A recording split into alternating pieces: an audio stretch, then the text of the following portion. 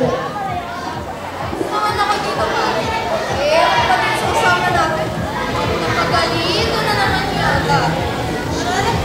Kung ako pakialaman, mind your own business. Hindi mo ata kilala yung family ko. Sinabi ko pa kilala ko family ko. Kaya nga, di ba? Kasi sinabi ko, hindi mo kilala yung family ko. Ops. Bakit? Ikaw na ba yung problema sa family? Siyempre ako rin nata, di ba? Ano naman drama mo dyan? Ay, usual. Guess what? Nasaan naman sila Maki? Ay, hindi naman sila sa sleep nila eh. Dapat nila ako iniiwan. Kaso lang, hindi lang tuwing iniiwan nila ako, wala pa lang naiiwan sa akin na yakapan lang ako. Para kahit pa paano, para tama ko lang may pagmamahal sila sa akin na meron, di ba? Pre, parang ganyan na, nagkakaganyan ka na. Nanay ko, lagi akong pinagagalitan nun. Tapos yung kapatid ko, yun na lang yung laging tama, tapos ako na lang yung laging mali. Nakakainis na eh. Mga soft-hearted ang pagaling mo guys. Ako, sinusumbatan ko yung nanay ko. Namumura ko pa nga eh. Wala siyang magawa kasi tama ako. Nako guys, tumira nga yung tito ko. Nako, hindi ko rin yung sinantong. O guys, reactment natin na. Paano sa Okay na. Huwag na lang magkakain lang yan. Okay na, ito na natin. Sige, ito ba?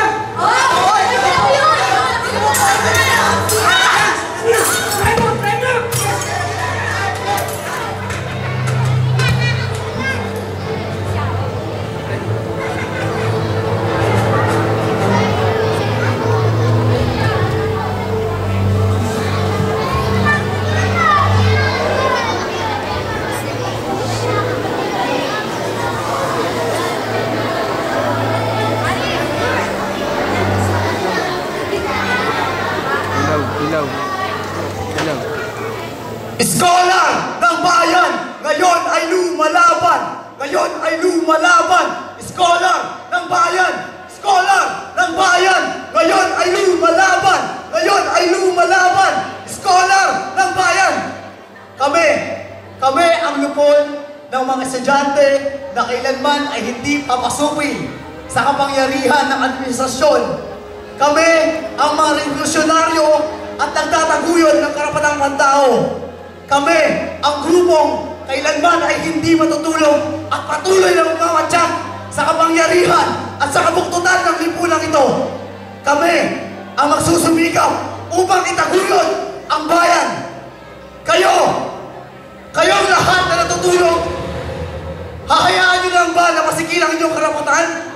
Hahayaan nyo lang ba na kayo ay libulin ng makapangyarihang lupon ng mga mayayaman? Kami ang magtatanggol sa mga maralitang estudyante. Bawat anak ng magsasaka at maralita ay aming ipaglalaban. Patuloy kami maghihimagsik. Kayong mga nakaupo dyan, hindi nyo nakikita ang itsura ng lipunan. Sa kabila ng lahat ng paghihirap at pagsisikap, kayo ay naniniwala sa inyong Diyos. Nakikita namin ang inyong mahamong mukha.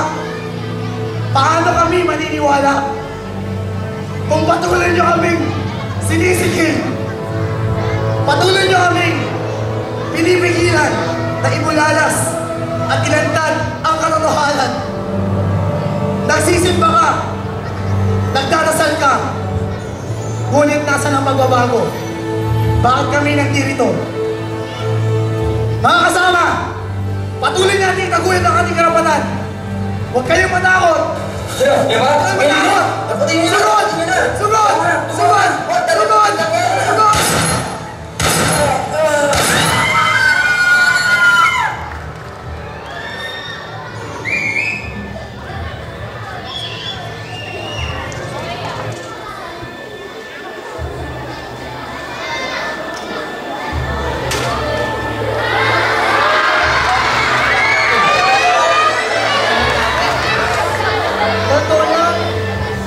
Na ako. Pero nung magagawa ko, itong pinili ko. Kasi nung bata pa ako, alam ko na, pusong mamon ako. Kaya pinagpilitan ko sa mga magulang ko na maging ganito. Kaya lang yung iba ang nasabi sa akin ng tatay ko. Ayon daw sa Biblia, dalawa lang ang kasarian ng tao. Pero ano magagawa ko? Masarap maging ganito. Pero mahirap. Mahirap dahil sa inyo! Oo, sa inyo! Dahil sa mga katulad ng mapanglait, mapangkusga, kala niyo ba madaling maging ganito? Sobrang hirap niya maging ganito. Minsan niya may nagsabi sa akin, sa Diyos may solusyon. Eh kung may Diyos, bakit kami naghihirap? Kung may pamilya lang ako, kung may magulang na magmamahal sa akin, pero wala. Sawang-sawa na ako sa mundong ito. Sawang-sawa na ako sa buhay na ito.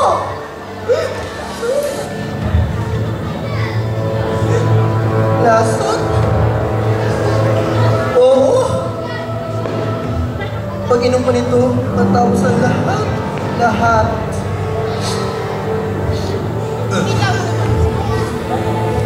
Sakit.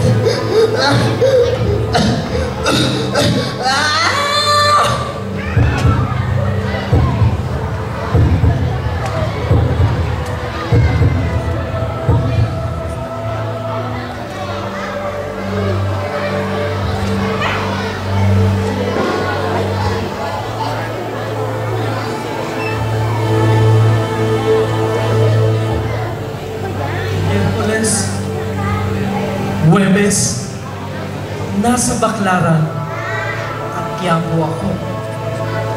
Buong araw ng linggo, nasa simbahan ako. Maraming parokyano at politiko kasama si Era, kilala ako.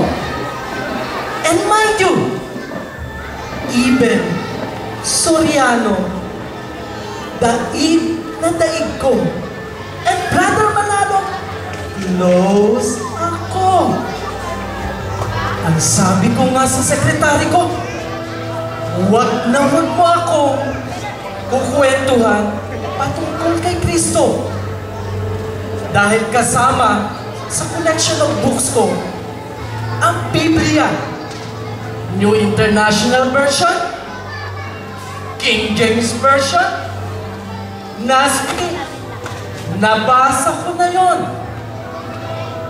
Alam kong lahat yon. Dahil magna cum laude ako. Wait, may executive committee meeting pala ako. I have to run. Teka.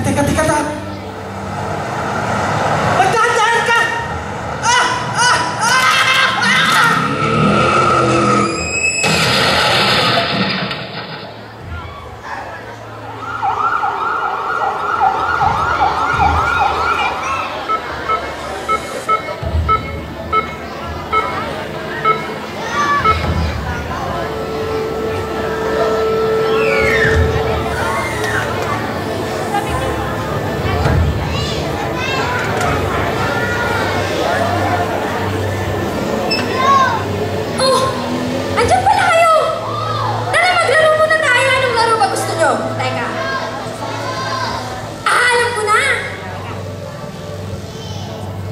Magsugal na lang tayo. Ito, may dala akong cards. Ano bang laro gusto nyo? Teka. Tongits? Sakla? Poker? Ano ba yun? Lucky Nine? 40 ko kasi itong mga to eh. Teka, alam niyo ba? May chismis ako sa'yo. Si Mang Nestor! Nakita ko sa isang gabi, sa kanto, may kasamang babae. Tapos, samantalang yung mag-ina niya, kawawa na. Naghihintay sa kanya. Siguro nagugutom na yun. Tapos ito pa si Aling Nena! Nakita ko, utang ng utang din yun eh. Walang kasawa-sawang mag-utang. Di naman nagbabayad. May sila nagipagsugal pa sa akin eh. Ay nako.